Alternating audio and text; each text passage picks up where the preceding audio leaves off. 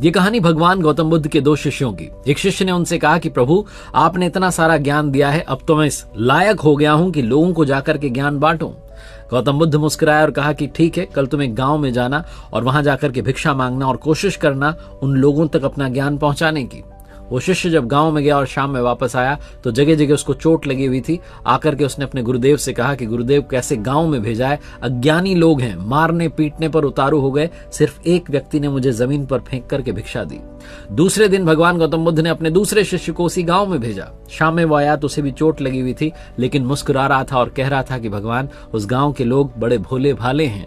उन लोगों ने पहले तो मुझसे मारपीट की, बाद में एक व्यक्ति ने मुझे भिक्षा दी, लेकिन जमीन पर फेंक कर। जैसे ही मुझे भिक्षा मिली तो मैंने आशीर्वाद दिया, तुम्हारा कल्याण हो। सारा गांव चौंक गया और मुझसे कहने लगा कि तुम आशीर्वाद क्यों दे रहे हो। तो मैंने उन्हें कहा कि आपने भिक्षा तो दी, चाहे जमीन पर फेंक कर ही, आप बड़े दानी हैं, मैं आपको कल्याण हो ऐसा आशीर्वाद देता हूं। तब उन्होंने बताया कि एक बच्चा है उस गांव में जो बीमार है, उसको मैंने जड़ी बूटी दी और वो ठीक हो गया। पूरा गांव मेरे लिए तालियां बजाने लगा और कहने लगा कि कल आइएगा, कल सब आपको भिक्षा देंगे। भगवान गौतम बुद्ध ने पहले शिष्य को सिखाया और समझाया और बताया कि देखो, ज्ञान सिर्फ सुनने से नहीं, अमल में लाने से उसका असर दिखता है। ज्ञानी आप तभी कहलाएंगे जब आपने जो सुना सीखा उसे